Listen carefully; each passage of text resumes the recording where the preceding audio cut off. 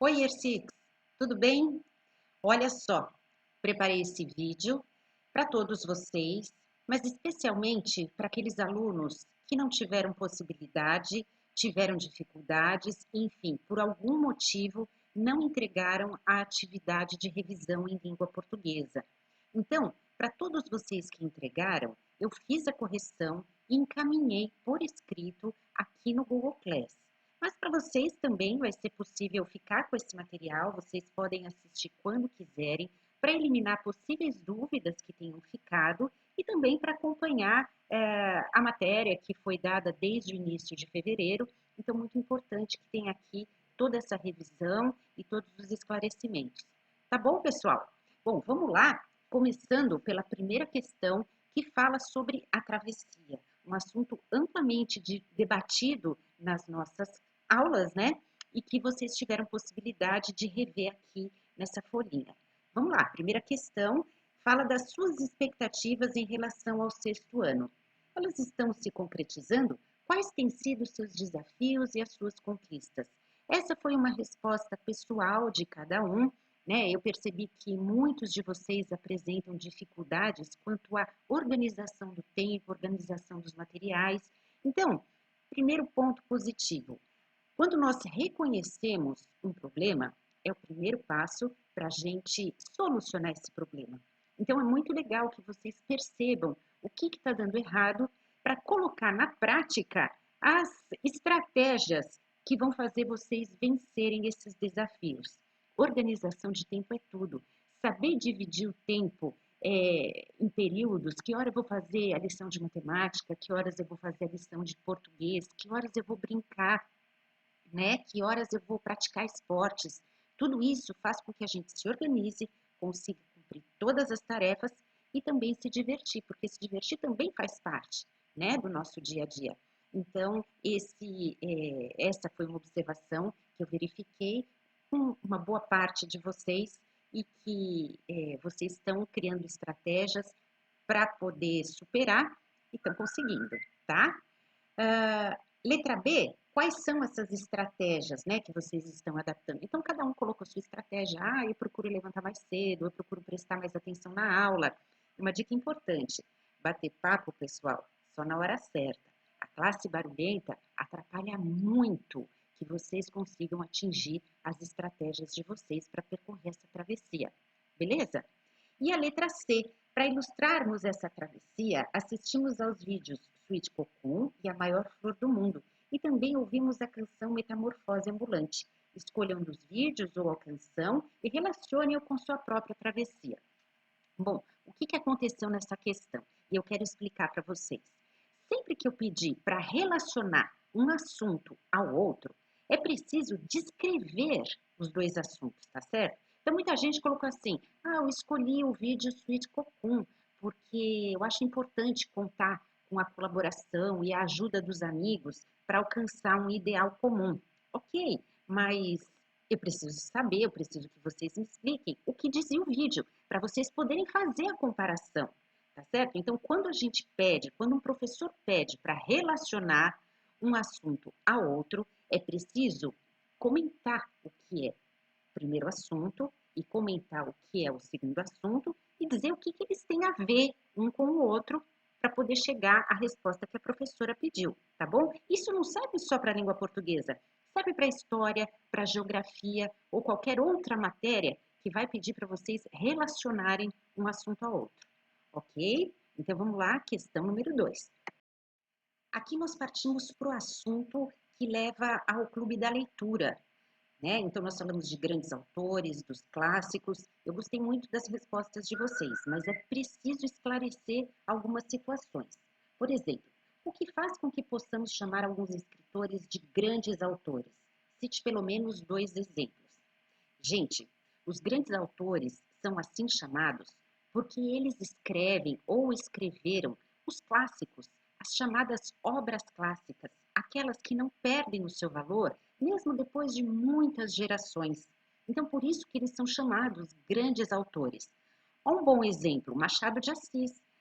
Machado de Assis, claro, já morreu, mas a obra dele não perde o seu valor.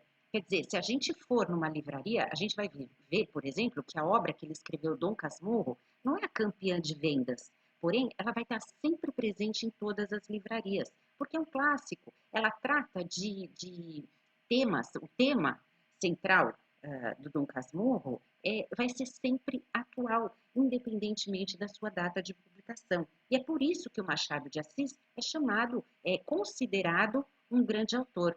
O mesmo pode acontecer, um outro exemplo que vários de vocês citaram, com a obra O Pequeno Príncipe, de Saint-Exupéry, tá bom?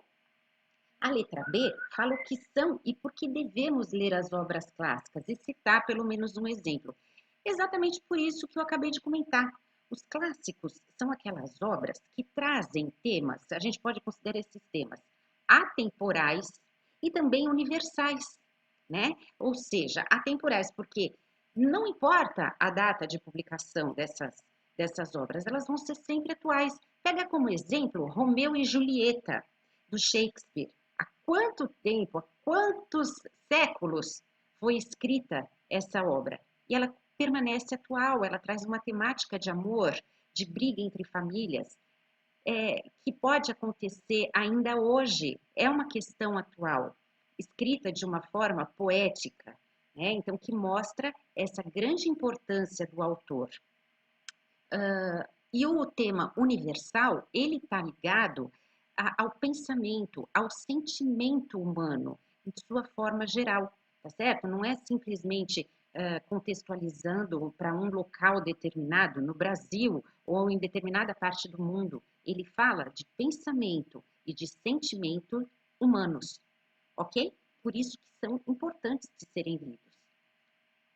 E a terceira, né? A terceira não, a letra C da questão número 2 falava sobre a pesquisa que vocês fizeram em sala a respeito do Clube da Leitura. Então, boa parte de vocês indicou como livro preferido A Droga da Obediência. Perfeito. Assim que possível, a gente vai retomar o Clube da Leitura, todo mundo vai poder ler as obras que escolheu, ok, pessoal? E vocês vão adorar, tenho certeza. Questão número 3. Agora nós vamos falar sobre poemas e poesias. A letra A pergunta: o que significa declamar um poema? Significa interpretá-lo com sentimento e postura corporal. É na declamação que o trovador, aquele que declama, vai mostrar ao público a compreensão de um texto. E para isso, ele precisa seguir alguns passos, que é o que pede a letra B. A letra B, a pergunta é: quais são os passos que o trovador deve seguir para declamar um poema? E aí eu vou pedir licença para a Júlia Paiva e vou compartilhar a resposta dela, que foi uma resposta excelente aqui na revisão em língua portuguesa. Primeiro passo é compreender os sentidos do texto que será declamado. O trovador deve compreender o que ele vai falar para ele poder colocar o sentimento adequado. Se for uma poesia que fala de tristeza, essa declamação não vai ser feita às gargalhadas. E o contrário também, se for um poema que fala de alegria, o trovador não vai declamar essa poesia chorando, tá certo? Passo número 2, fazer uma boa divisão para ser mais fácil quando for decorar os versos. É bom decorar os versos, mas quem não é muito bom de memória também pode declamar lendo as estrofes, os versos, tá certo? O importante é a compreensão e também a interpretação do que está sendo lido ou decorado. 3. Definir qual vai ser sua postura e atuação ao apresentar o poema. Sim, antes de começar a declamação, é necessário manter uma postura corporal de acordo com o momento, com a situação, tá certo? E de acordo com a compreensão que o texto nos impõe, para que os gestuais ajudem a passar a informação do que se quer dizer. Número 4, ensaiar o texto dizendo o título, nome do autor e do trovador, exatamente como vocês fizeram em duplas na classe.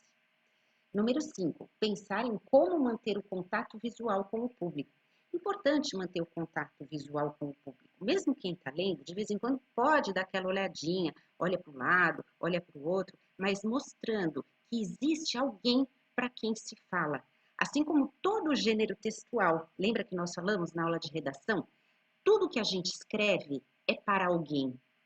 Assim como as declamações, elas são feitas para alguém e o olhar demonstra sentimento, demonstra respeito. Quantas coisas não são ditas apenas com o olhar, não é verdade? Então, esse contato visual com o público também é bastante importante. Número 6, interpretar em tom de voz diferente. E aí, o que a Júlia quis dizer é necessário caprichar na entonação de voz, não é? E também interpretar. Nós estamos ali atuando durante a declamação. E se a gente falar muito baixinho, ninguém vai ouvir, tá certo? Também não precisa gritar. Então, a entonação de voz vai dizer muito do que nós queremos passar de mensagem a quem nos ouve. E o número 7, preparar um agradecimento especial para encerrar a declamação. Muito bem, Júlia Paiva. Espero que todos tenham acompanhado e vão aprender bastante. Quem não se lembra, mas todo mundo declamou, então acho difícil que não se lembrem desses passos, ok?